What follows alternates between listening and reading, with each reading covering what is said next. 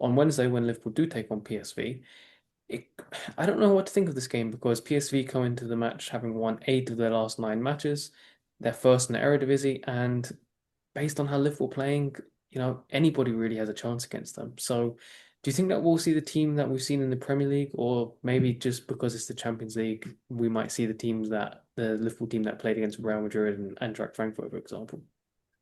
I think Liverpool will win this, and I think they'll win it comfortably. I just think that the quality gap is so large. I don't think PSV will do any of the things that Liverpool don't like, and they won't have the physicality of Premier League teams. So they won't be able to exploit Liverpool in the way that Premier League teams have. So for me, and you throw in the Anfield factor as well, albeit that wasn't particularly helpful at the weekend. But I do think Liverpool will comfortably win this one. I don't think it will tell us too much about whether Slot's turned it round or there's a resurgence on the cards.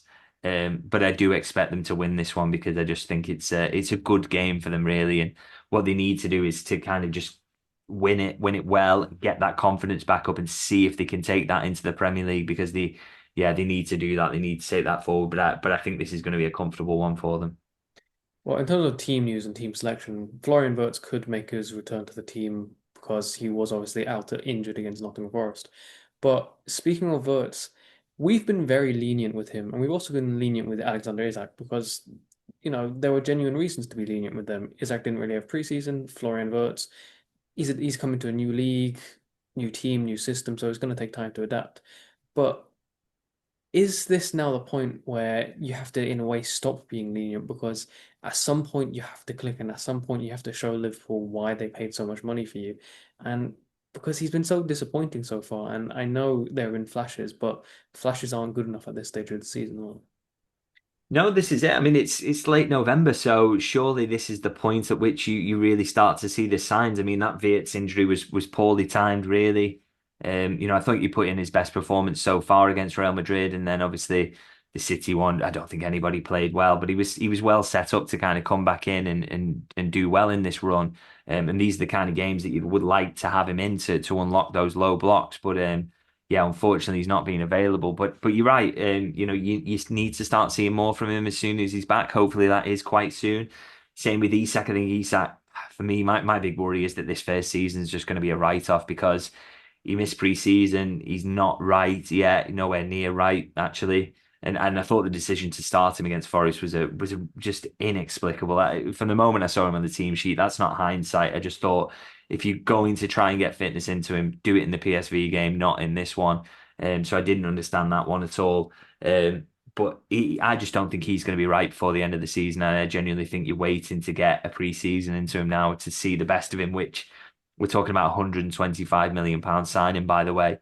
That should have been part of the discussion around signing him because I think, yes, you sign him for 5 years, but you need him to hit the ground running when you're paying that sort of money. I mean, he's only getting older. He's already kind of injury prone, and you just worry that look, this is not going to work out. I mean, maybe being over the top negative there, but I always think it brings a pressure when you spend that kind of money on a signing, and they have to be perfect, and it's a million miles from it, as is the case with Florian Wirtz. So. Yeah, Liverpool desperately need them to start turning up, and it's almost a kind of as much as we bang on about the tactics and the issues Liverpool are having, and oh they're getting dominated in this way, that, and the other. The signings have made the team weaker. We cannot ignore that. Like everyone's like, why is it not as good as last season? The manager must be doing things tactically wrong, and these problems are all there.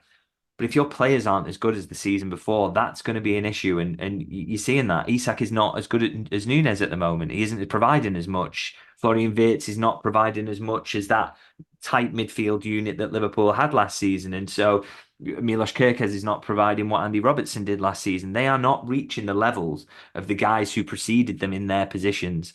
So when that is the case, you are going to be weaker, and that is why Liverpool are weaker at the moment. I don't expect that to continue, by the way. I know Isak will be a better signing than Darwin Núñez. I know Florian Wirtz. I have real faith in the fact he's going to be a really good signing in the long term. And I'm a big backer of Milos Kerkez as well.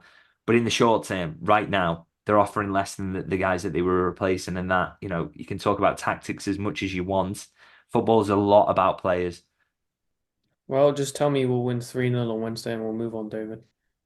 Well, I would like to. I do genuinely believe they'll win. I think it should be a straightforward game for Liverpool. This, I mean, they changed so many players last season when they played PSV away, and still, I know they got beaten there, but they were good and they were competitive in that game. So the first team out at Anfield, and not facing any of the kind of nonsense they face in the Premier League, I think they'll win it comfortably.